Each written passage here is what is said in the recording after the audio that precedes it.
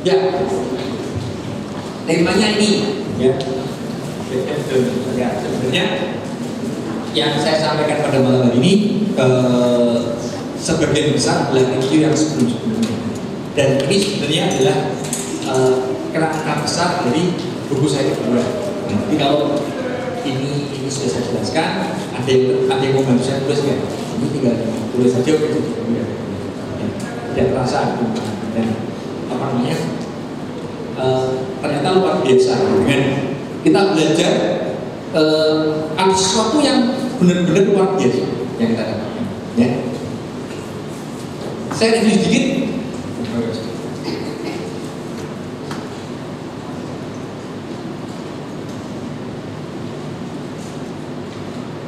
Seperti biasa saya ulang-ulang ya. Tujuannya satu, supaya kita itu akhirnya hafal gitu ya. Supaya kita mengerti dan ini menjadi dasar kita dalam melakukan aktivitas kita ya. Inti dari buku saya tadi yang pertama adalah keinginan Tuhan itu untuk menyelamatkan, bukan menghukum. Itu garis bawah ya. Tuhan itu punya hati itu ingin kita itu diselamatkan, tidak dihukum. Itu yang pertama. Yang kedua adalah tugas kita itu cuma sederhana sebenarnya. Apa itu? Jaga hati. Yang ketiga adalah kita ini masuk dalam fase pertandingan iman. Ya, setiap kita. Ya, kita masuk dalam pertandingan iman. Ya. Ayat pegangan saya di Matius 36 ayat 33 ini ya. Carilah dahulu kerajaan Allah dan kebenarannya, maka semuanya itu akan ditambahkan kepadamu. Kata-kata cari di sini mengandung sesuatu usaha, betul ya? Kalau namanya mencari pasti kan usaha, ada sesuatu yang saya yakin itu berharga sebetulnya. Ada sesuatu yang memang benar-benar berharga dan hilang dicari. Cari. Ya, kalau sesuatu yang tidak berharga misalnya dia ketemu ya sudah, biarin aja, hilang wis, nanti lagi gampang. Tapi kalau ada kata cari, berarti itu yang dicari adalah sesuatu yang berharga, sesuatu yang memang benar-benar ingin kita dapatkan kembali. Cari. Ya. Apa yang dicari? Kerajaan Allah dan kebenarannya. Ada dua frase, kerajaan Allah dan kebenarannya. Ini kalau dalam bahasa logik itu kata-kata dan itu harus dua-duanya terpenuhi. Kalau salah satu terpenuhi, itu tidak terpenuhi. Jadi kalau kita cuma hanya mencari kerajaan Allah saja, tetapi tidak tahu kebenarannya, tidak terpenuhi. Atau sebaliknya, kita tidak mengerti kerajaan Allah, tahu kebenarannya juga tidak terpenuhi. Jadi harus dua-duanya didapat. Ya, jadi kita harus punya usaha untuk mencari kerajaan Allah dan kebenarannya. Kalau kita bicara kerajaan, jelas ya, kita ini adalah anak-anak raja. Ini sudah jelas ya, saya tidak terlalu panjang lebar membahas masalah kerajaannya. Tapi karena kita semua sudah ditentukan sebagai anak-anak ahli waris kerajaan surga, ya. Dan kebenarannya, nah, tahu nggak masalahnya apa itu kebenarannya? Ya, kita harus tahu itu, ya.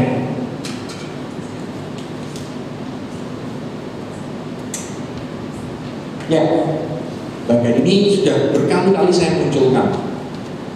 Sebenarnya apa? Ya, ini. Pada waktu penciptaan Adam dan Hawa, ya, Adam dan Hawa diciptakan, ada perjanjian yang mengikuti antara manusia dan Tuhan. Ada kan? Ada perjanjiannya. Kemudian Musa, pada waktu hukum Taurat diturunkan itu, jelas itu namanya hukum Taurat, masih ada suatu perjanjian. Ya, namanya hukum itu ada perjanjian. Ya. Kemudian pada waktu kematian Tuhan Yesus di kayu salib itu ada perjanjian. Sebenarnya kalau kita mau cermati, semuanya adalah fase pembuktian tadi bahwa hati Tuhan itu kepingin menyelamatkan, tidak ingin menghukum sebenarnya. Tetapi manusia kan harus diatur, gitu ya. Kalau tidak tertib. Ya, kita lihat aja. Ya, banyak negara itu kan membuat aturan.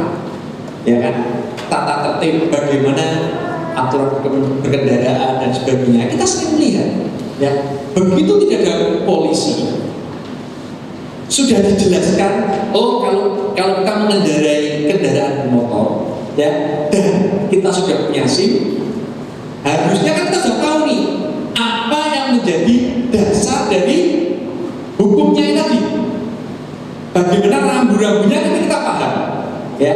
Tetapi kenyataannya ketika tidak ada yang mengawasi, apakah itu berjalan sebagaimana mestinya? Saya lihat banyak yang tidak. Ya karena itu sifat dasarnya manusia seperti itu. Ya, sifat dasar manusia ya kepingin sesuatu tuh yang sakar karme dewi lah, seperti itu. Sesuatu yang bagi dia menyenangkan, karena itu perlu diatur. Makanya itulah ada namanya perjanjian-perjanjian. Ya, ini buktinya. Dan kalau kita mau melihat perjanjian ini semakin ke sana, sebenarnya kalau Bapak Ibu Saudara baca dengan teliti, itu semakin menguntungkan manusia, tidak ada di pihak Tuhan. Ini luar biasa. Ketika saya baca, saya dapat itu, ternyata benar bahwa Tuhan itu memang tidak melindungi kita semuanya. Tapi kalau tidak ada aturan yang dibuat, kita menjadi liar.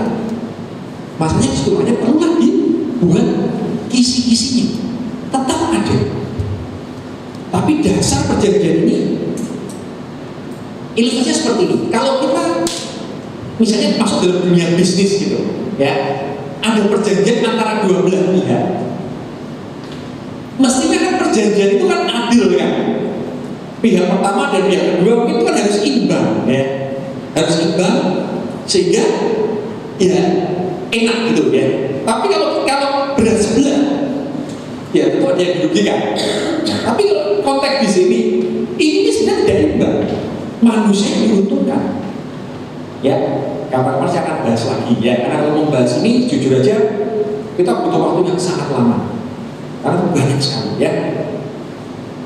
Lihatnya seperti itu. Kemudian, nah, saya pernah datang gambar ini kan? Oh sudah, saya lupa. Saya balik dulu ya. Lepas. Ini ada di sini ya. Pada waktu penciptaan, Tuhan itu memberikan penolong. Ya, bukan seorang penolong ya. Kalau seorang penolong konteksnya lain ya, memberikan penolong. Siapa? Roh Kudus. Betul? Ditaruh di mana? Di hati. Betul ya? Roh Kudus ditaruhkan di hati dan di meterai. Ya, baca ayatnya ada. Ya, dimeteraikan. Ya, kata-kata dimeteraikan itu adalah mengandung sesuatu yang berharga, sesuatu yang sangat berharga. Jadi kalau itu dimeteraikan pasti berharga, dan harusnya kalau berharga itu kita akan punya usaha yang keras untuk tetap menyelamatkan yang berharga tadi. Nggak mungkin saya punya sertifikat rumah misalnya, berharga ada sertifikat rumah. Berharga kan, terus saya udah tak taruh sembarangan. Hilang ya wes, nggak hilang ya sudah.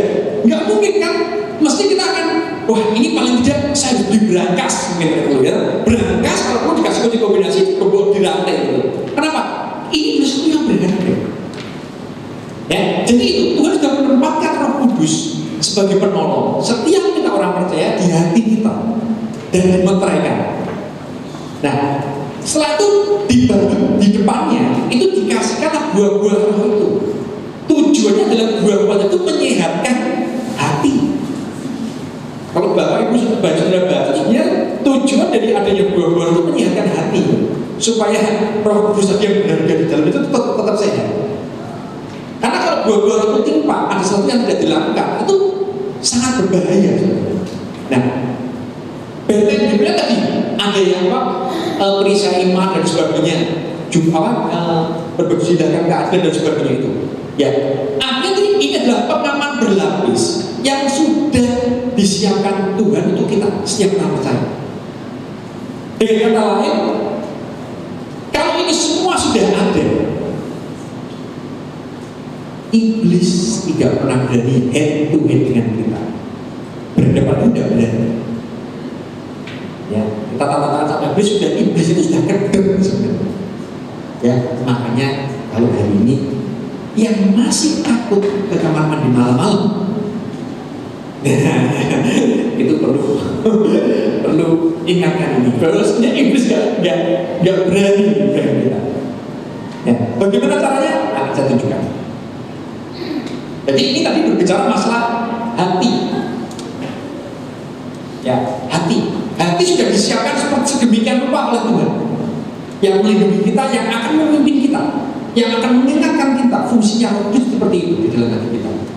Tentunya mengingatkan apa? Mengingatkan hal yang baik. Nah, gambar ini yang pernah saya katakan lalu, kalau masih ingat, kalau hati kita berkata ya, tapi pikiran kita berkata tidak, mana yang kita lakukan? Ya atau tidak? Misalnya nih contoh, yuk kita pembelian gedung gereja. Di hati langsung ngomong, digerakkan, berikan. Misalnya tolak 10 juta. Di hati sudah ngomong seperti itu. Nah, tapi di pikiran langsung ngomong, sebentar. Saya kan masih punya kebutuhan, ya. Saya harus beli ini dan sebagainya. Kayaknya kok tidak mungkin ada 10 juta tidak bisa. Ya. Kalau itu terjadi seperti itu, kita tuh memberikan atau tidak?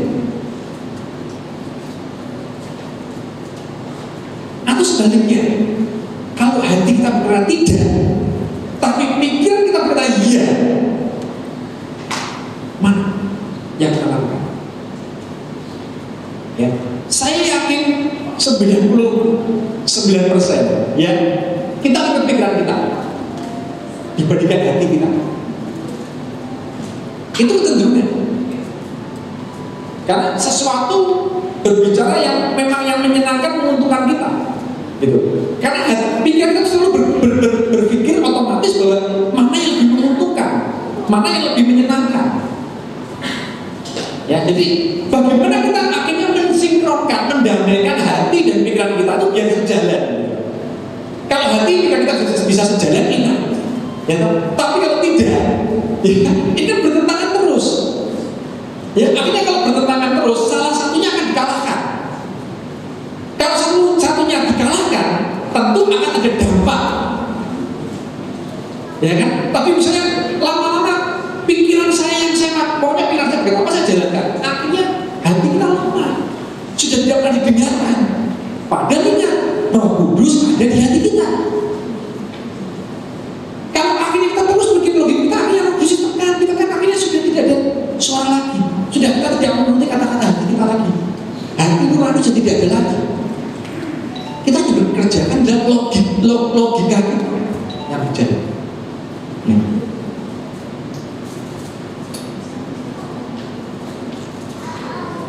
Nah, ini yang saya selalu ulang-ulang karena ini bagi saya sangat-sangat penting dan mendasar.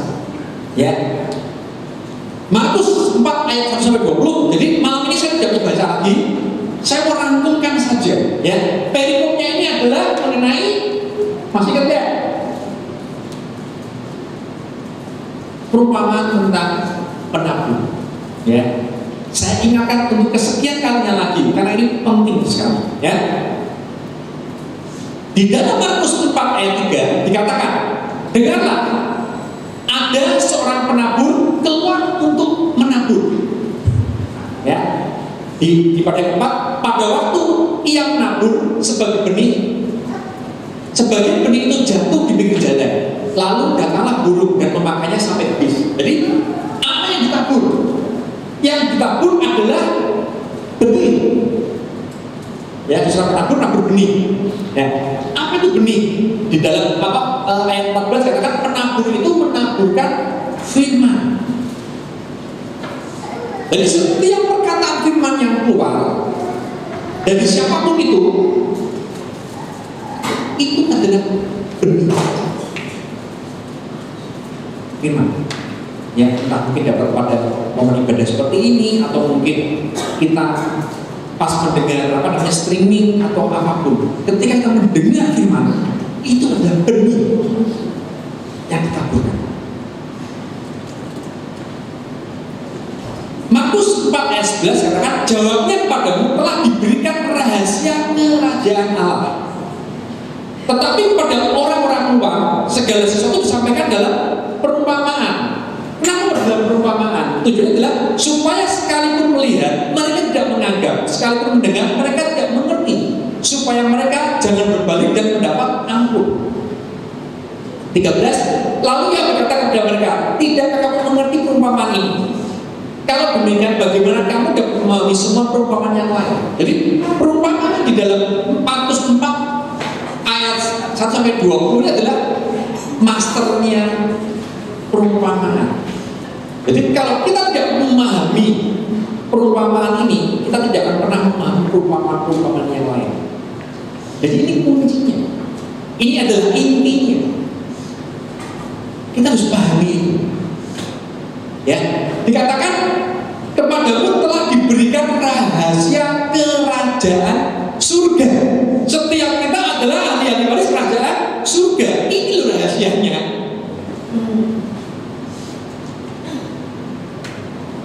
Ya, jadi kita harus belajar mengerti.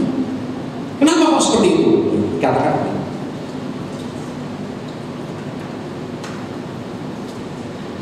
ada di perumpamaan itu digambarkan ada 4 jenis tanah. Ya, saya buat tiga pertama dulu. Ya, yang pertama adalah Markus 4 ayat 15. Orang-orang yang di pinggir jalan tempat firman itu ditaburkan ialah mereka yang mendengar firman, lalu datanglah iblis dan mengambil firman yang baru ditaburkan dalam mereka. Ya, saya akan jelaskan nanti ya depan. Tapi ini adalah suatu firman yang ya tadi ditaburkan tapi hilang. Sudah tidak ada potensi untuk tumbuh. Bintang benih tadi itu tidak ada potensi untuk tumbuh. Ya, kenapa? Yang dijelaskan. Yang kedua adalah demikian juga yang ditaburkan tanah yang berbatu-batu. Ialah orang-orang yang mendengar firman itu dan segera menerimanya dengan gembira. Tetapi mereka tidak berakal dan tahan sebentar saja. Apabila kemudian datang penindasan atau penganiayaan karena firman itu, mereka segera murtad. Ya, ini banyak terjadi saat ini. Ya, nanti apa? Saya cerita ke belakang. Sabar ya. Yang ketiga, dan yang lain ialah ditaburkan di tengah semak duri. Itulah yang mendengar firman itu. Lalu kekhawatiran dunia ini dan itu daya kekayaan dan keinginan akan hal yang lain masuklah menghimpit firman itu sehingga tidak berbuat. Saya di sini kekhawatiran. Kalau Bapak Ibu membaca firman, hal kekhawatiran ini menjadikan salah satu hal yang paling berbahaya. Paling berbahaya. Semua bermula kejatuhan dari kekhawatiran. Karena itu Tuhan memberkati. Tugas kita jaga. Ya, kalau kita khawatir, hati kita tuh tidak lagi tenang. Ya, padahal Tuhan meminta kita untuk menjaga hati kita, wis tenang. Ya, saya tahu tidak mudah, tapi ini firman yang ngomong seperti itu. Ya, ini.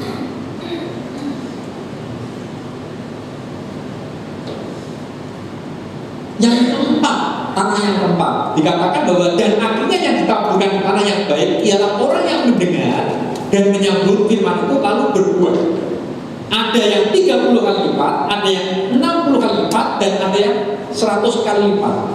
Ya, saya bandingkan dengan Amplified Bible. Sekali lagi saya bandingkan dengan kitab yang lain itu bukan tujuannya adalah untuk menjatuhkan satu yang lain, tidak.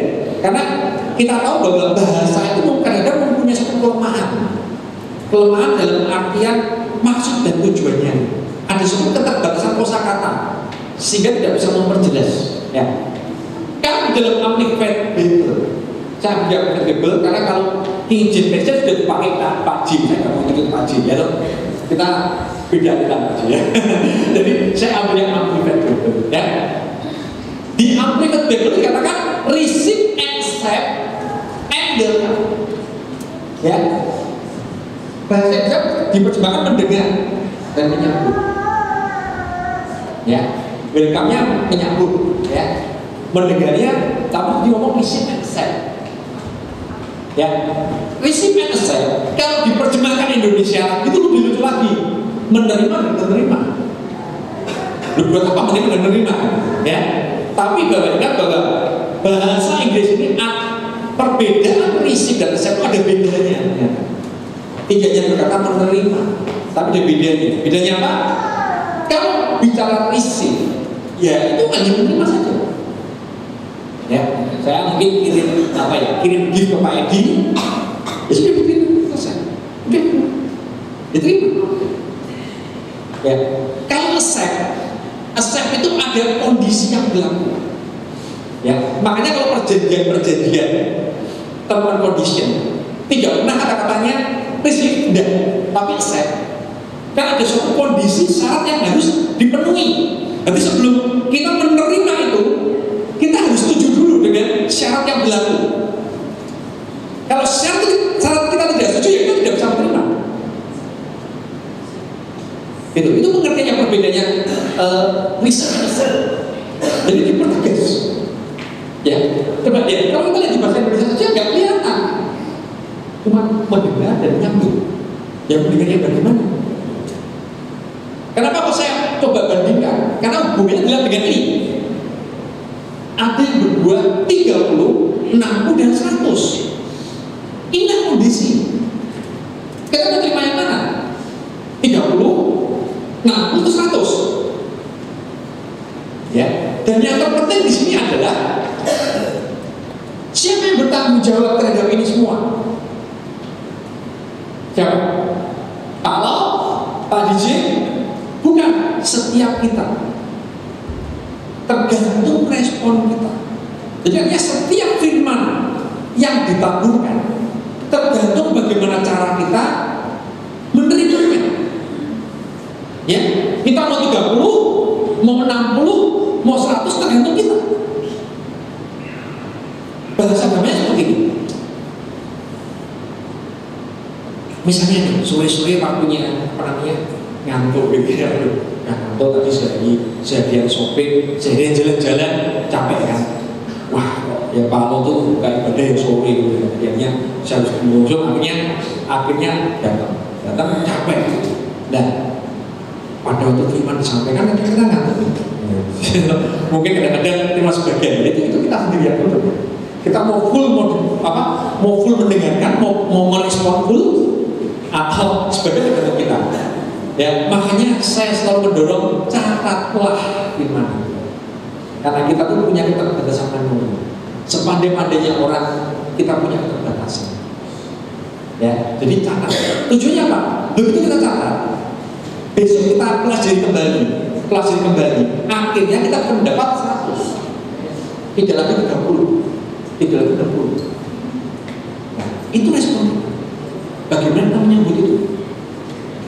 Ya, jadi tadi kalau Bapak Ibu ingin mengalami sesuatu yang luar biasa terjadi dalam kehidupan Bapak Ibu saudara, lakukan. Tergantung Bapak Ibu saudara sendiri, bukan tergantung pendeta, bukan siapapun juga, tapi diri kita sendiri.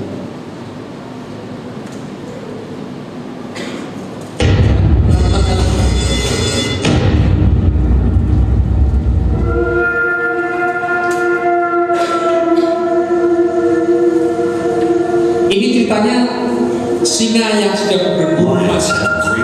Diperhatikan ya. The brightest sunshine won't blind them, and in low light they can see 6 times better than humans. They can hear prey from a mile away, and their sense of smell is so keen they can tell how recently the prey passed. Singa itu mempunyai pandangan yang tajam dan penciuman yang tajam. Lions will take on prey more than twice their size.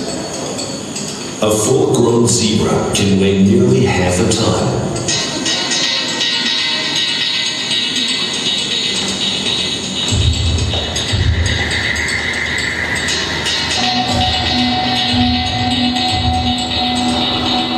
One kick from those hooves can break a lion's jaw.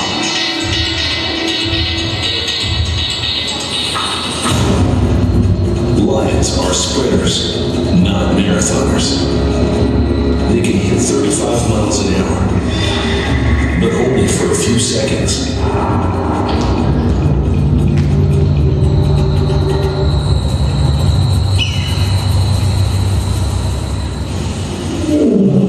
So they team up, approaching their prey from different angles. Zebras learn to keep their distance, but one zebra is about to violate the first rule of the safari. Always stay with the group.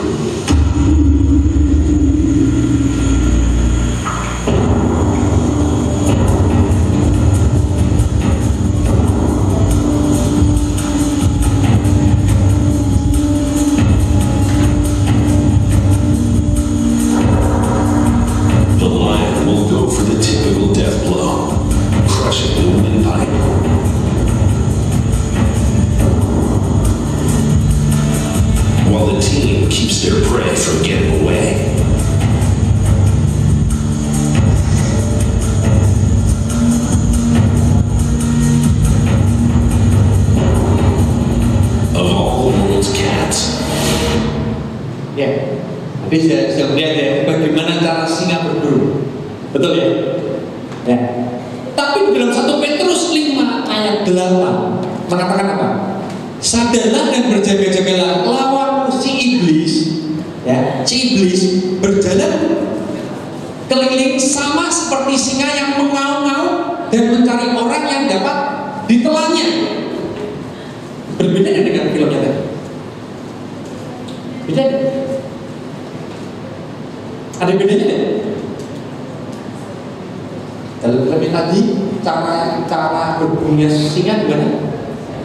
Dia selalu mengendap-endap, dia tidak memikirkan keributan. Tahu-tahu bisa. Nah, tapi kok Petrus ngomong? Bisa Petrus ini mengaum-ngaum. Nah, kalau dia mengaum-ngaum nggak dapat makan dong. Ini. Bahkan kalau kita membaca lagi, saya lagi di Amplified Bible, digambarkan singanya ini adalah singa yang kalau besok kelaparan yang hebat. Ya toh, jangankan singa ya toh, manusia aja kalau lapar berbis habis. Itu juga. Kalau di babak kita coba lihat dulu. Kalau pas ketika perangnya terjadi huru hara, kemudian atau mungkin bencana, dan mereka lapar, wah perilakunya manusia itu di luar nalar. Apa ini binatang? Jadi dia merekam itu dicapik-capik sedemikian hebat, tidak pernah dikasih kesempatan. Nah ini adalah pembuktian tadi bahwa sebenarnya iblis itu tidak berani head to head dengan kita. Dia itu berani mendakwa, menjatuhkan kita saja. Dia tidak berani menyerang kita sebenarnya. Tapi kadang-kadang kita sih yang kebalik gitu. Kadang-kadang kita yang apa sudah takut sama iblis. Pak tadi bahwa kita tuh jadi benteng sedemikian oleh Tuhan dengan Tuhan. Tidak takut kita iblis tidak berdaya.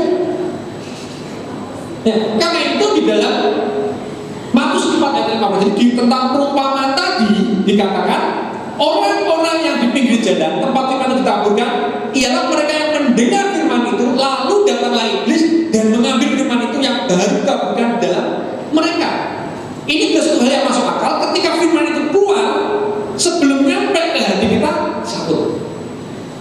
Jadi tidak diberikan kesempatan sedikit pun untuk tumbuh. Kenapa? Kalau tumbuh itu usaha iblis itu untuk mencabutnya ada usaha lebih.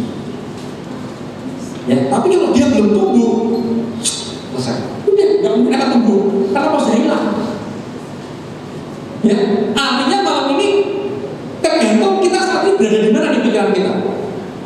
Kalau saat ini kita tidak konsen dengan firman yang disampaikan, ya kita akan diberi enaknya habis ini mungkin makan ayam goreng enak ini. Ya, kalau kita konsen lagu ini ada promo apa nih di Gojek ini ya? Ada promo apa ini hilang? Firmannya langsung disambut, langsung disambut. Kita tidak mendapatkan apa. Kita tidak berpikir 30, tidak 60, terus tidak hilang. kalau seperti itu bagi saya. Jadi kenapa sekali lagi saya tegaskan lagi, kenapa kok saya sarankan itu mencatat supaya tidak hilang, ya toh? Kalau Bapak Ibu tidak percaya, ingat nggak masih firman minggu lalu sampai apa? Masih ada yang ingat? Selain Pak Dijil ya, ada yang ingat? Nah, kalau tidak ingat, ya tadi hilang. Kita tidak dapat 30 rendah, hilang.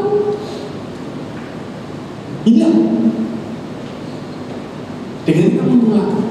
Makanya ketika saya coba ini ulang lagi, saya ternyata tujuannya satu.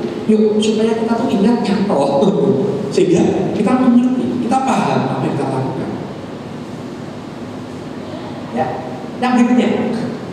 Nah, kita mau belajar siang ini di dalam Yohanes 8 ayat 42-44 ini adalah Tuhan Yesus sendiri yang ngomong. Ya, yang 42 katakan, kata Yesus pada mereka, jikalau Allah adalah Bapamu, kamu akan mengasihi aku, sebab aku keluar dan datang dari Allah, dan aku datang bukan atas kehendakku sendiri, melainkan Dialah yang mengutus aku. Apakah sebabnya kamu tidak mengerti bahasaku, sebab kamu tidak dapat menangkap apa? Firman. Ya. 44 katakan gini. 44 itu adalah kebalikannya dari itu. 44 itu berkata, iblislah yang menjadi bapakmu, dan kamu ingin melakukan keinginan bapakmu. Ia adalah pembunuh manusia sejak semula, dan tidak hidup dalam kebenaran, sebab dalam dia tidak ada kebenaran. Apabila ia berkata dusta, ia berkata atas kehendaknya sendiri, sebab ia adalah pendusta dan bapa segala dusta. Jadi ya tadi itu dia ngomong, kalau kita tidak mengerti firman-Nya, apa yang kita siapa? Ya, perikop ini Tuhan Yesus berkata pada siapa? Ada yang tahu ya? Orang-orang apa yang selalu seringnya memojokkan Tuhan Yesus? Orang Farisi. Ya, kalau Bapak Ibu cepat membaca, Tuhan Yesus itu berkata keras sekali dengan orang-orang Farisi. Karena yang tadi keinginannya orang Farisi cuma menjatuhkan janji. Ya, makanya kita penting mengerti apa firman. Sekali lagi bahwa firman itu mengandung janji. Janji yang telah diberikan oleh Tuhan kepada kita. Tuhan selalu memberikan janji. Ya, itu yang penting. Bagaimana kerja? Kalau kita mengaku sebagai anak Allah, ini yang gambaran sebagai siapa yang anak Allah. Ya. Kalau kita tidak memenuhi kondisi ini, berarti kita anak siapa? Ini definisi yang sangat jelas dari Tuhan Yesus sendiri yang ngomong,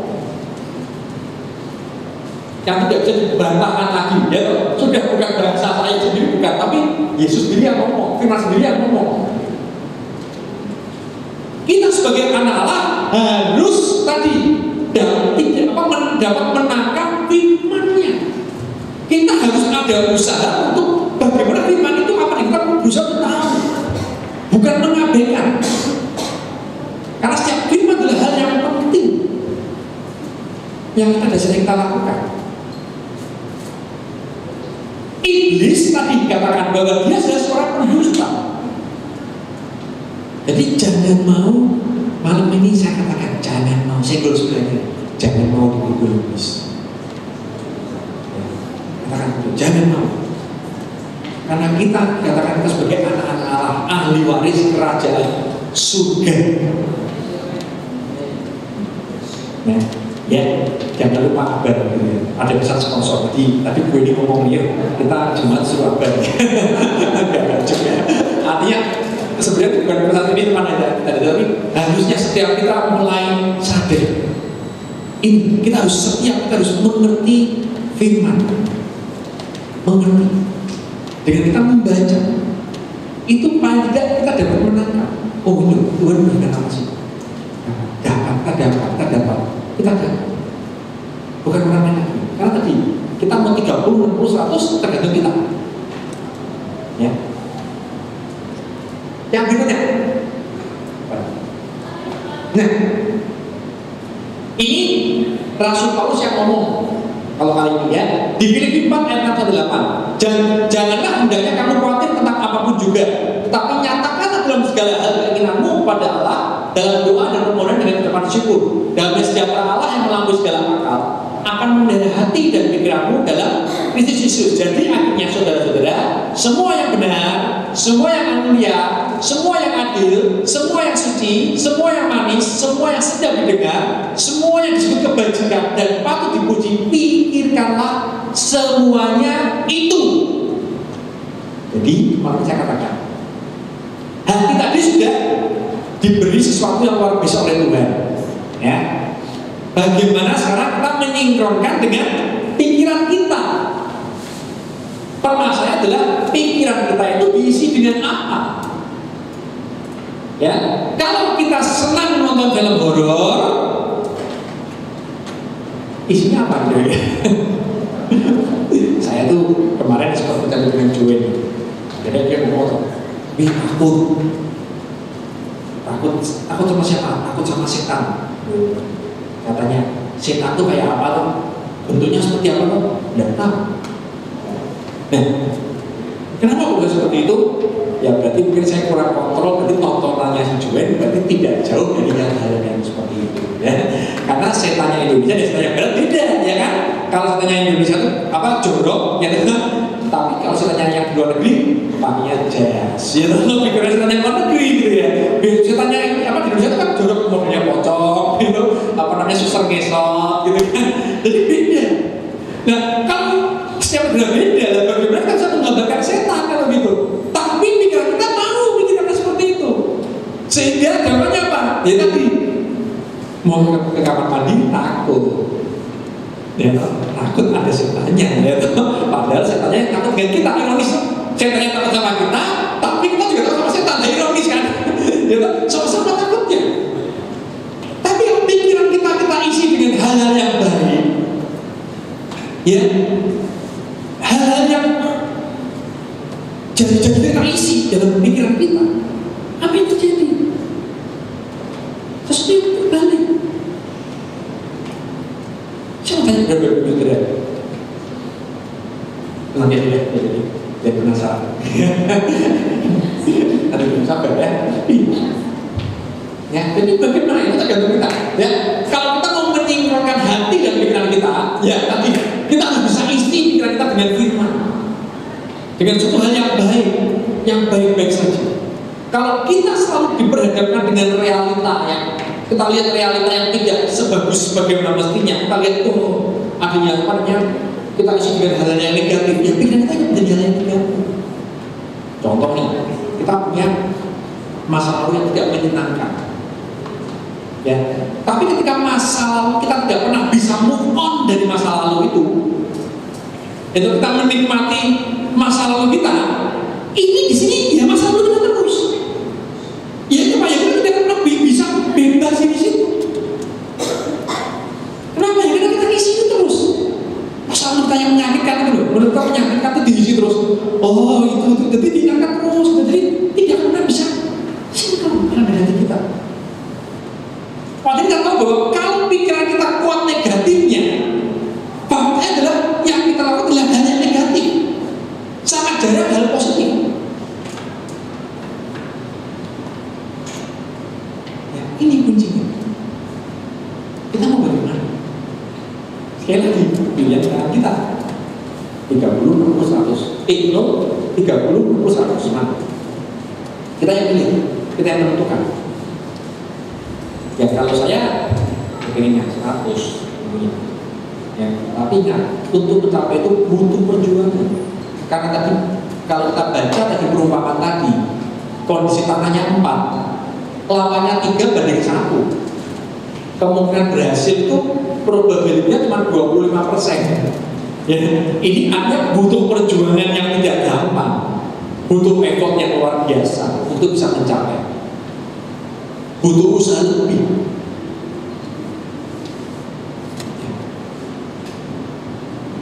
Saya rasa. Nah, ini satu contoh lagi. Ya, ini tidak seru sih sebenarnya karena saya sudah bahas ya kemarin, tapi tidak apa-apa lah ya. Saya ulangin lagi saja, gitu ya. Ini menceritakan tentang Ayub 1 sampai 12. Ya, saya akan baca di sini aja ya. Katakan Ayub 1 ayat ke-21. Baca, dibaca supaya saya gantian. Kita buka Alkitab, multimedia jangan dibantu ya. Kita buka Alkitab atau Alkitab atau Alkitab, kita terserah. Ya. Ayub 1 ayat 21. Yuk, bersama-sama kita baca. Ayo, 1, 2, 3.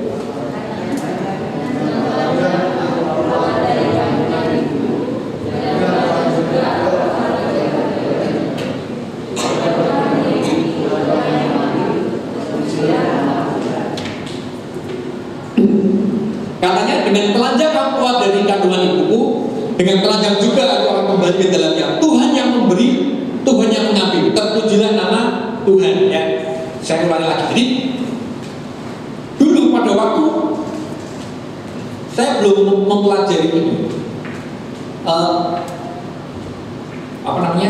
pada waktu sekolah minggu dan sebagainya itu selalu dijelaskan bahwa Ayub itu diserahkan Tuhan kepada iblis. Katanya seperti itu. Ya. Kita baca di dalam Ayub 1 ayat 8. Lalu bertanyalah Tuhan kepada iblis, apakah engkau memperhatikan hamba-Ku Ayub? Sebab tiada seorang pun di bumi seperti dia yang sedemikian saleh dan jujur dan yang takut akan Tuhan dan menjauhi kejahatan. Lalu jawab iblis kepada Tuhan, apakah dengan tidak mendapat apa-apa takut akan Tuhan, akan Allah? 10. Bukankah engkau yang membuat pagar sekeliling dia dan rumahnya serta segala yang dimilikinya? Apa yang dikerjakannya telah kau berkati dan apa yang dimilikinya makin bertambah di negeri ini. Tetapi ulurkanlah tanganmu dan jamalah segala yang dipunyainya. Ia pasti menutup engkau di hadapanmu. Maka firman Tuhan kepada iblis, lihat ya. Nah, segala yang dipunyainya, ya, segala yang dipunyainya ada dalam kuasamu. Tapi janganlah engkau mengulurkan tanganmu terhadap dirinya. Artinya Tuhan tidak pernah memberikan Ayub. Siapa yang diberikan? Yang dipunyai. Pada waktu Ayub ngomong, Tuhan yang memberi, benar. Apa buktinya? Jawab iblis kepada Tuhan, apakah dengan tidak mendapat apa-apa yang takut akan Allah? Bukankah engkau yang membuat pagar sendiri dan rumahnya serta segala yang dimilikinya? Apa yang dikerjakannya telah kau berkati dan apa yang dimilikinya makin bertambah di negeri ini? Iya, Tuhan memberikan proteksi pada anak-anak yang luar biasa seperti ini. Tidak berlaku bagi Ayub saja, bagi setiap kita. Sebagai orang percaya ini janjinya Tuhan bentengi kita. Buktinya tadi yang saya buka ke depan, benteng itu luar biasa berlapis. Artinya kalau kita dibentengi sedemikian, iblis tidak berdaya. Sebenarnya di sini pun iblis tidak berdaya apa-apa, tentunya. Ya, karena Tuhan akhirnya beda teksol, silakan. Nah, baru dia bekerja. Artinya apa? Sebenarnya Tuhan mungkin betul-betul membuka proteksinya. Buka sini, dikit. Ya, artinya kalau ada kata kemudian Tuhan yang mengambil tapi salah. Tidak, Tuhan tidak pernah mengambil. Tapi karena hati Tuhan tadi ingin menyelamatkan, bukan menghukum.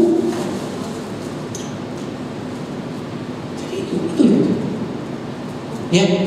Nah, yang unik adalah ayat 22. Dalam kesemuanya itu Ayub tidak berbuat dosa dan tidak menuduh Allah berbuat yang kurang patuh. Nah, kalau kita kembali ke perjanjian, ya, artinya kalau Tuhan mau, yuk, salah ngomong, bisa nggak? Ya kan? Memang perjanjian itu kan Tuhan tadi sebenarnya perjanjian yang dibuat Tuhan itu menguntungkan manusia sebetulnya. Jadi berat sebelah sebetulnya. Artinya dengan kesalahan ini kalau dibahasakan apa? Dipidana. Ini Ayub. Ini bisa ditahan pasal. Tidak pasal. Kamu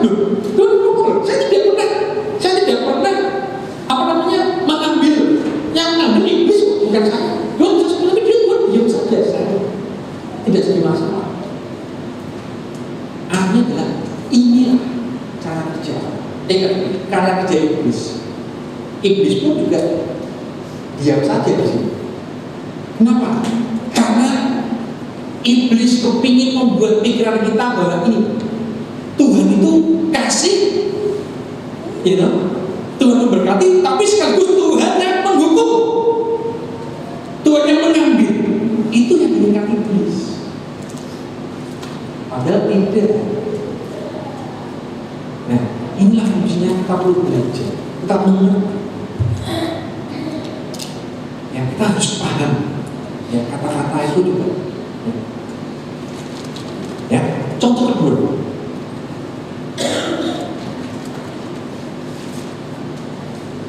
Ini ceritanya kejadian ini pada waktu Hawa jatuh dalam dosa. Ya. Kejadian 2 ayat 16-17 katakan bahwa lalu Tuhan Allah memberi perintah. Ya, ini sebagai makan janji tadi, ya, kepada manusia. Semua pohon dalam taman ini boleh kau makan buahnya dengan bebas. Tetapi pohon pengetahuan yang baik dan yang jahat itu janganlah kau makan buahnya, sebab pada hari engkau memakannya pasti engkau akan mati. Di Kejadian 3 ayat 1 dikatakan bahwa adapun ular ialah yang paling cerdik dari segala binatang di darat yang dijadikan oleh Tuhan Allah. Ular itu berkata kepada perempuan itu, tentulah Allah berfirman, semua pohon dalam taman ini jangan kamu makan buahnya, bukan? Ada. Benar ya? Benar ya? Beda. Kejadian berikutnya itu ngomongin, boleh kau makan buahnya dengan bebas. Ini tentulah Allah berfirman bahwa semua pohon dalam taman ini jangan kamu makan buahnya. Dipintir, ya kan? Ayatnya dipintir dikit. Ya, inilah cara kerja dari iblis. Karena itu seringkali iblis memelintir, dikit aja jawabannya, dikit. Ya, tujuannya apa? Supaya kita tadi salah persepsi. Karena iblis tadi hanya mau menang. Dia tidak menyerang, dia menang, dikit. Kalau saya lagi kalau kita tidak memahami firman, kita masuk dalam perusahaan itu, kita jatuh. Ini cara kerja dari ya. Jadi kita harus pahami ini. Ini hal yang penting.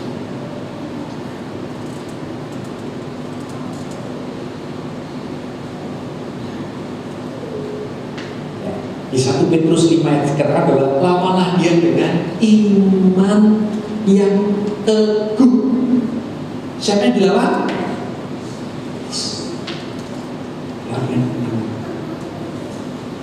Ya, dengan dipelintir tadi, ya, tentunya kadang-kadang membuat kita benar. Ya. Tapi kalau kita pikiran kita isi dengan hal yang baik, hal yang benar, otomatis responnya tentu akan benar. Kenapa? Ya ini karena pikiran kita diisi yang benar. Tapi kalau kita isi dengan hal yang negatif, ya keluarnya negatif.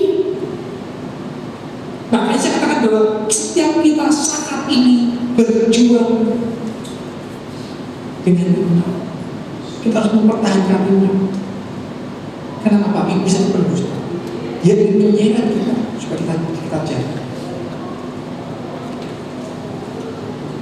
Ya, ini untuk besok. Ini yang keluar, ya. Karena saya ini juga saya sudah bahas, tapi intinya gini, Tuhan itu sebenarnya intinya adalah ketika Tuhan itu minta kepada kita, ya, bukan sesuatu yang tidak kita punya, tapi sesuatu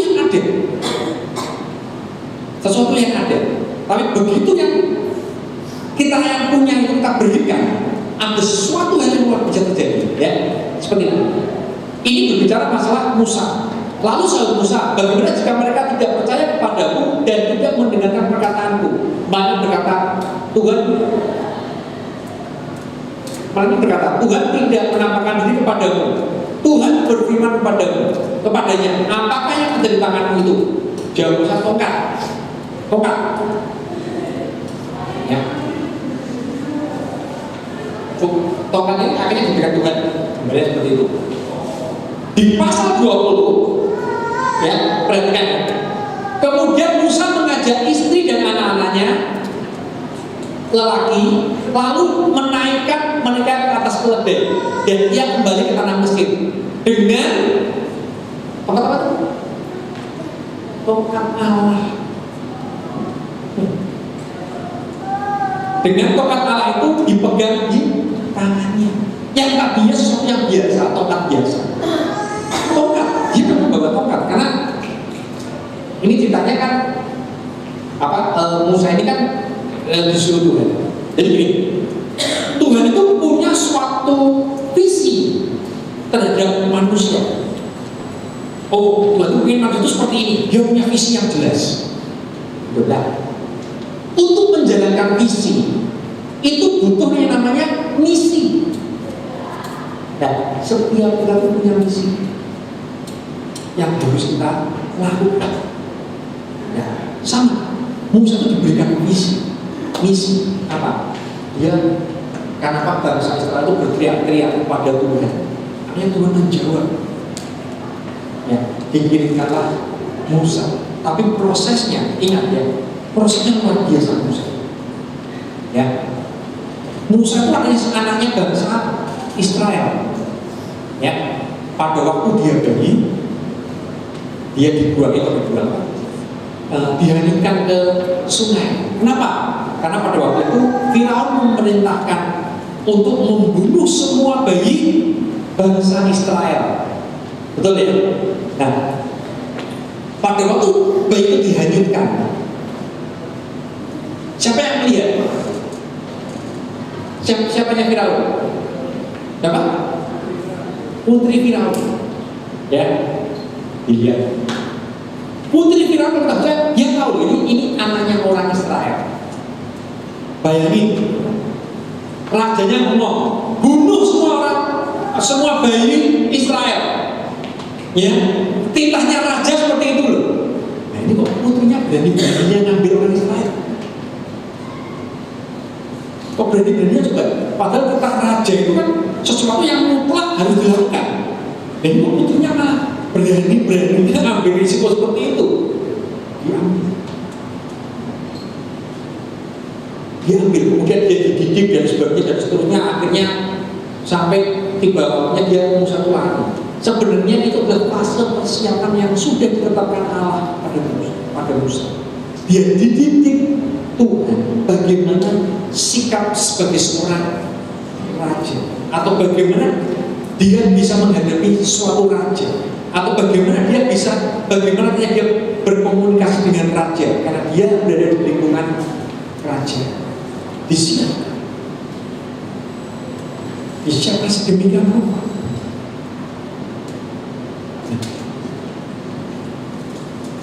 Ketika tanya tongkat, akhirnya dia lari, dia menjadi pengembala domba. Ya, saya kalau digambarkan di sana, saya belum pernah lihat ya. Itu biasanya pengembala domba itu bawa tongkat. Nah itu yang ini. Tuhan bertanya, apa yang ada padamu? Ya, persamaannya ini kalau Bapak Ibu baca di tentang perumpamaan janda Sarfat itu juga sesuatu yang dikatakan bahwa apa yang ada yang kamu punya, bukan yang tidak punya. Artinya kalau malam hari ini Bapak Ibu mau melayani Tuhan dan berkata, Tuhan, saya tidak ada apa-apa, salah besar. Kita punya, kita pasti punya. Kalau apa yang kita punya itu kita berikan kepada Tuhan, ini langsung berubah menjadi namanya tongkat Allah. Luar biasa. Sesuatu yang luar biasa. Yang tadinya biasa-biasa ketika diberikan kepada Tuhan menjadi sesuatu hal yang luar biasa, menjadi sesuatu yang dahsyat. Malam ini dari setiap kita harus bergerak seperti itu. Jangan saling menunggu. Ini yang benar. Ya, saya agak terusin aja ini walaupun ini agak boros, tapi saya terus. Bapak Ibu, saudara, ada yang ingin dapat mujizat? Angkat tangan. Pada kelihatan. Semua ingin dapat mujizat ya. Pertanyaan simpel. Syarat untuk terjadinya mujizat apa? Percaya? Yang lain? Yang bisa jawab setelah terima Allah. Ayo Bapak. Iman, masa ada lain lagi? Apa sih yang apa sih? Berdoa, terus apa? Masalah apa? Gak salah jadi kembali. Benar. Ya, jawaban yang lain memang luar biasa kayak jembatan. Tapi ya tadi, ya ada yang seperti masalah, ada yang mau ujian, ada yang mau seperti itulah ya. Saat jadi mujizat. Begitu kalau tidak ada masalah, mujizatnya dari mana? Kabar buruknya adalah banyak orang Kristen tidak tahan diri. Banyak orang Kristen yang jatuh di sana. Seperti tadi dulu, kondisi tanahnya sudah tahu firman-Nya. Ketika masa itu datang, ya. Kabar baiknya apa? Kalau kabar baiknya adalah setiap saya yakin di tempat ini pasti punya masalah semua. Ada yang punya masalah? Ada? Gak ada, saya yakin. Betul tidak? Berarti apa? Kita semua di tempat ini punya peluang yang sama untuk dapat apa? Yes.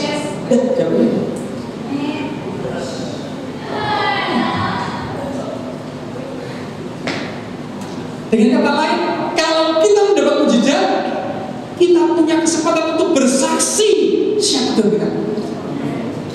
Ya, saya mau menegaskan, tidak ada yang namanya cuma biasa. Kita semua sama, kita punya masalah. Ketika kita masa itu mendapat mujizat, kita bisa bersaksi. Sekali lagi ya, umur tidak menjadi masalah. Mau bukti? Saya punya buktinya. Paling gampang adalah kalau saya bilang umur tidak masalah adalah kita ambil contoh Abraham. Kondisi apa Abraham pada waktu itu dijanjikan Tuhan? Kan Tuhan ngomong nih, kamu akan mendapat apa? Keturunanmu akan gue yang seperti pasir laut, jadi bangsa yang besar.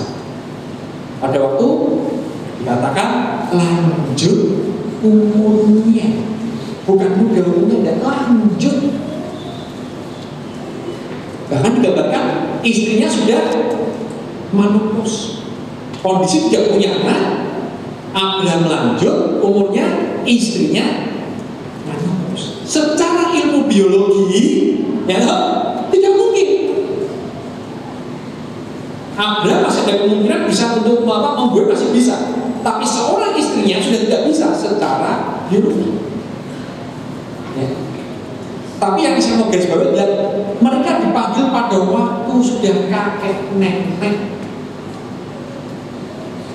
Ya, jadi malam ini sekali lagi saya katakan umur tidak menjadi masalah, umur tidak menjadi penghalang. Ya, kita sudah menangkap apa yang mau Tuhan ingin kita kerjakan, apa yang ingin kita lakukan. Sekali lagi bukan kata saya, ini firman yang ngomong. Ya, sekali lagi tergantung. Ya.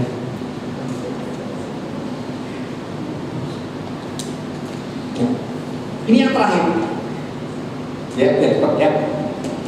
Amsal 8:21, hidup dan mati dikuasai lidah. Siapa suka mengembangkannya akan memakan buahnya. Lukas 6 ayat 45-47. Orang yang baik mengeluarkan barang yang baik dari perbendaharaan hatinya yang baik, dan orang yang jahat mengeluarkan barang yang jahat dari perbendaharaan yang jahat. Karena yang diucapkan mulut keluar dari hatinya. Mengapa kamu berseru kepada Tuhan, Tuhan, padahal kamu tidak melakukan apapun yang kukatakan? Setiap orang yang datang padaku akan mendengarkan perkataanku. Setelah melakukannya, aku akan menyatakan kepadamu dengan siapa ia dapat disamakan. Matius 6:3 katakan tadi, tapi cara hidup berjalan dengan kebenarannya, maka semuanya itu akan ditambahkan kepadamu. Maksudnya ini adalah kalau kita tadi, hati kita tadi sudah dilindungi oleh Tuhan, dan pikiran kita sudah kita isi dengan hal-hal yang positif, firman-firman terus, otomatis yang kita keluarkan dari mulut kita pasti akan menjadi suatu firman. Ya, firman yang mengandung janji. Ya, permasalahannya adalah banyak janji-janji yang diberikan Tuhan kepada setiap kita. Tidak akan itu ratusan, mungkin bahkan ribuan. Tapi pertanyaan adalah berapa banyak kita menerima janji. Banyak orang beberapa percaya, Tuhan, saya sudah rajin ke gereja, saya sudah menjadi orang yang baik, saya sudah memberikan perpuluhan, saya sudah menjadi donatur gereja, tapi kok saya jadi berkati. Karena pikirannya dia tidak diisi yang baik. Ya. Sehingga apa yang terjadi harus seperti ini. Ada seorang itu kita tahu menambah Tuhan, padahal Tuhan mengendaki ini. Mengapa kamu berseru padaku Tuhan, Tuhan, padahal kamu tidak melakukan apa yang aku katakan? Oh, jelas bukannya ngomong. Sangat jelas, sangat gamblang, sangat clear.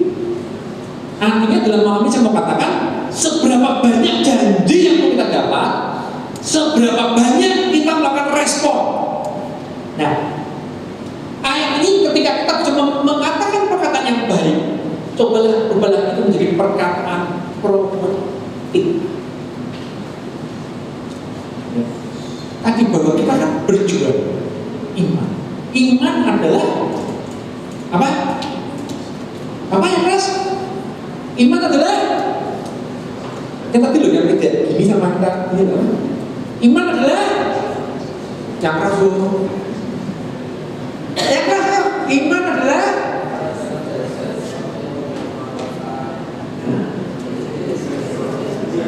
ayo yang keras lagi.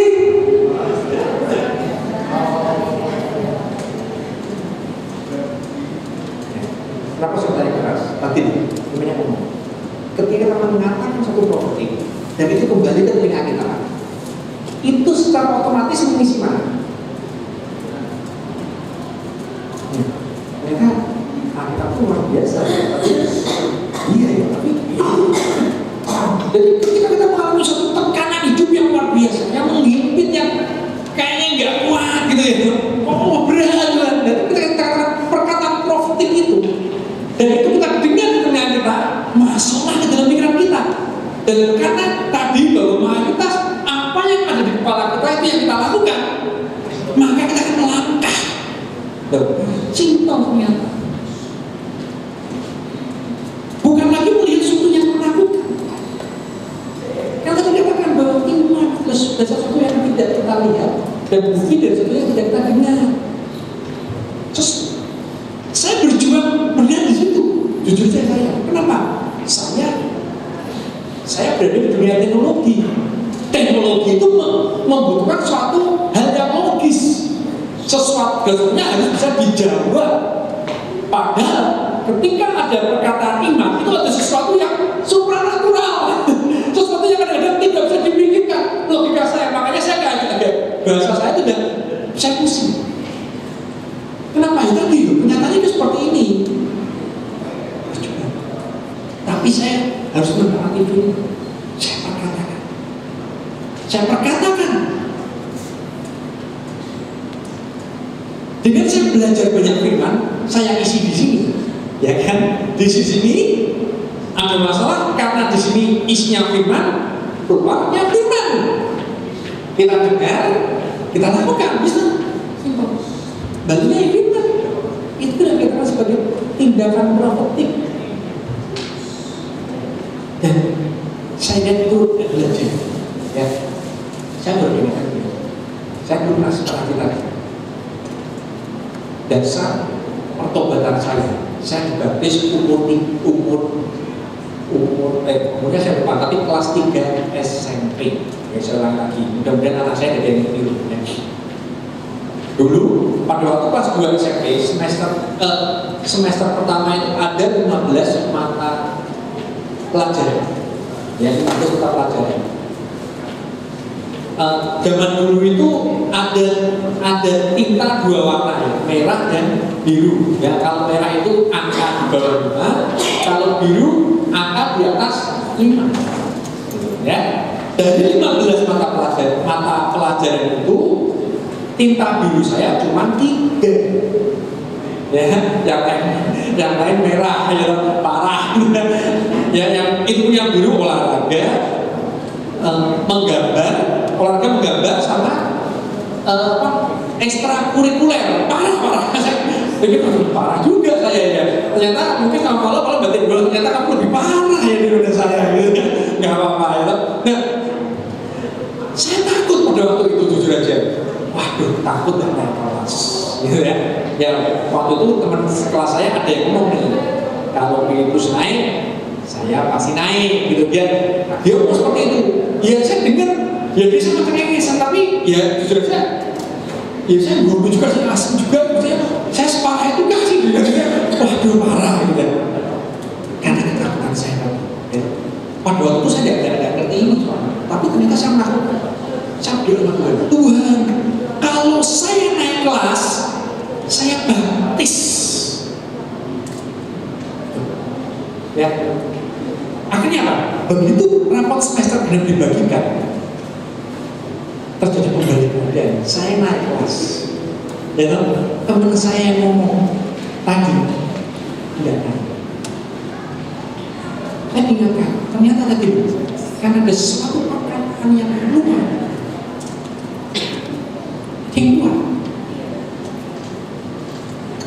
Ya, jadi kalau tanya ketobatan saya jangan ditiru. Artinya kalau yang lain itu mengalami saya dibaptis karena cinta mula-mula, jadi kita berdua luar biasa. Saya hanya gagal dari kelas. Saya dibaptis. Akhirnya itu waktu saya naik kelas itu juga sama, saya masih gini juga ya. Baptis. Gimana ya? Maksudnya akhirnya tapi ya dengan terpaksa saya baptis, ya 3 SMP dengan terpaksa saya baptis, ya tapi saya tidak. Tapi yang saya mau gambarkan, sebenarnya tanpa saya dari saya perkatakan sesuatu yang tadi produktif yang tanpa saya sadari, ya. Jadi kalau dulu teman saya tadi yang ngomong seperti itu tahu rahasia ini, dia mungkin ikut kelas, dan saya dia tidak tahu gitu, ya itu, ya. Tapi Tuhan luar biasa. Nah, seri berikutnya adalah dari SD, SMP, SMA. Saya selalu berada di lingkungan 5 besar. Ya toh, jangan tahu toh. Kalau yang kelas 2 aja parah, itu 5 besarnya dari mana kelihatan kan? Nggak mungkin 5 besar dari atas kan, 5 besar dari bawah. Ya kan? Ya, waktu saya kuliah, saya kuliah di Jogja. Saya sudah terlibat dalam suatu perintisan gereja di Purworejo. Jadi saya pada waktu kuliah tadi itu mulai ambil bagian dalam satu pelayanan. Jadi setiap sebagian besar pada waktu weekend Sabtu itu kita berangkat dari Jogja ke Purworejo. Nanti minggunya setelah ibadah pulang, kalau dari Senin pagi kita pulang ke Jogja. Ya seperti itu. Dengan pola belajar yang tidak pernah saya lakukan. Ya, pada waktu kuliah saya benar-benar ranking 1 dari atas. Jadi berubah. Tapi dengan pola yang biasa, berarti Tuhan anugerah. Tapi yang parah-parah ranking di bawah terus, ini kuliah ada kok bisa ranking 1 loh. Dari mana? Yang cara belajarnya juga tidak berubah, sama saja. Artinya Tuhan memberikan suatu anugerah yang luar biasa bagi saya.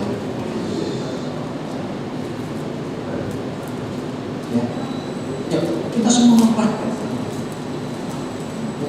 Apapun yang menjadi masalah, kita jangan takut. Kita harus tahu apa janji.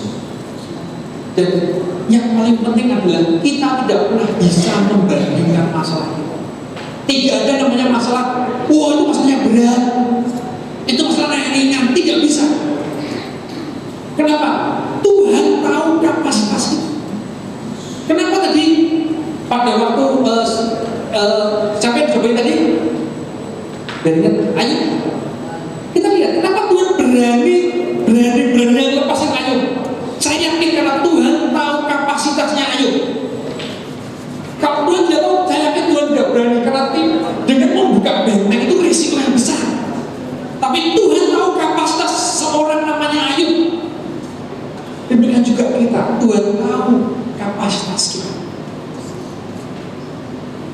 Yang artinya adalah apapun yang kita alami itu kita masih tahan.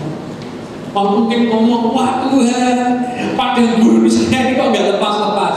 Kenapa kok seperti itu? Ya ini ada praktek kok. Mau coba ubah. Kita lihat ada kesaksian-kesaksian berikutnya akan terjadi dalam kehidupan kita. Kita praktek. Ya, kalau kan lebih besar masalah, padahal guru kita berlalu. Ini praktek. Pelajari firman, tangkap, perkatakan terus, katakan bangun iman akan jadi. Ini kuncinya. Susah ya, susah. Kita belajar. Oh iya, saya lupa. Tadi katakan bahwa seperti singa yang mengaum-ngaum. Ya, saya ambil satu kesaksian yang bukan saya yang ngomong. Masih ingat Pak Kris ngomong apa waktu di sini waktu jadinya potong? Masih ingat ya? Apa kesaksiannya Pak Kris? Dia terintimidasi. Lihat polanya. Begitu dia terintimidasi, diserang habis-habisan. Diserang habis-habisan, saya lihat. Tidak diberi kesempatan untuk sadar, tapi beruntunglah ketika kita berada dalam komunitas yang benar, komunitas yang selalu memberi kekuatan.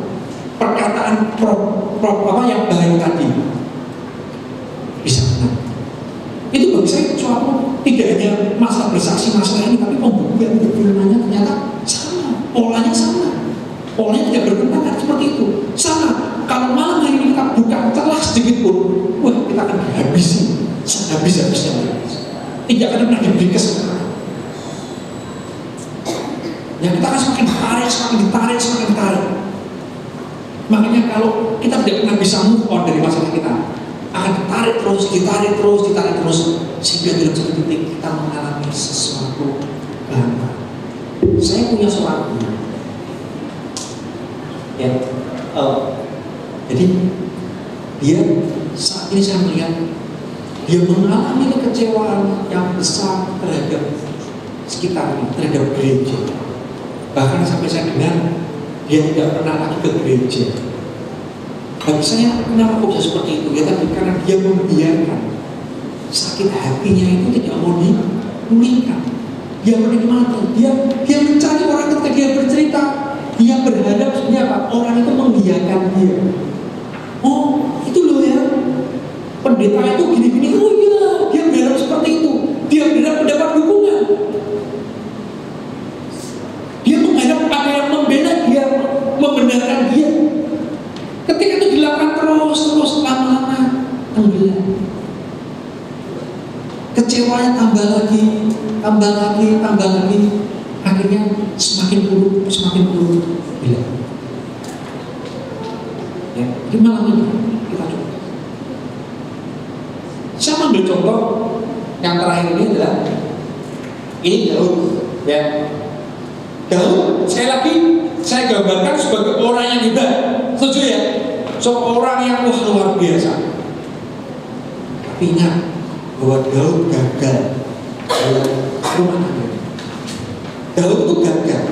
Dan yang itu bagi saya, Daud itu orang yang apa ya? Kejam juga, sadis lah saya begini. Ya apa? Maksudnya yang mana? Padahal dia lihat motifan mandi itu, ya tidak. Tapi padahal kita ingat, Daud ini hidup dalam zamannya hukum Taurat. Ya, saya katakan kemarin bahwa hukum Taurat itu kalau satu saja tidak dipenuhi, gagal, tidak bisa dilakukan. Ya, dengan kondisi yang seperti itu, ya dia gagal rumah tangga dan sebagainya. Dan dia tidak selamat karena Tuhan kemana-mana berkenan. Tapi kenapa Tuhan berkenan? Seperti ini. Dan dia tadi pada waktu Daud mengalami satu tekanan yang luar biasa, dia katakan, hei jiwaku, bangunlah hei jiwaku, pujilah dia. Dia tidak membuka celah untuk diseret iblis. Dia bangun, dia sadar bahwa inilah yang menjadi. Ketika dia ucapkan itu, ucapan itulah kunci kenapa Tuhan berkenan pada Daud. Kita lebih jauh. Artinya Daud bagi saya menjadikan suatu gambaran bahwa tidak ada orang yang sempurna. Sehebat-hebatnya orang masih ada saja celah, kelemahan. Jadi kalau saat ini kita mencari seseorang yang sempurna, tidak akan pernah kita dapatkan. Itu pasti tidak ada yang sempurna. Dia resiko. Jadi ini contoh bagi saya, contoh gambaran yang paling jelas. Dengan kondisi apapun ketika dia berkatakan, hei jiwaku, bangunlah jiwaku, pujilah dia. Bapak Ibu bisa contoh, bisa praktek. Ketika Bapak Ibu mendapat tekanan yang luar biasa, masalah yang berat menibit, katakan, hei jiwaku, bangunlah jiwaku, pujilah dia. Katakan itu dengan keras. Ketika kita mendengar, maka akan saya yakin akan muncul kekuatan yang baru dalam hidup kita. Dan sehingga ada sesuatu yang terjadi yang bisa kita dapat. Dan saya yakin pada waktu kalau kita isi yang paling terakhir, kalau kita isi pikiran kita dengan sesuatu yang baik, saya sangat yakin hidup kita tidak akan menyalahgunakan kasih karunia Tuhan. Kenapa? Hidup kita isi dengan hal yang baik. Jadi saya tidak akan pernah khawatir bahwa oh Tuhan ternyata tadi katanya Tuhan itu kan baik, ya kan, berarti saya bisa dalam tanda petik memanfaatkan Tuhan. Ya, kalau kita isi dengan kondisi itu, saya tidak mungkin kita akan menggunakan Tuhan. Kenapa? Karena tadi kita sudah isi dengan. Saya sudah mengusik maksud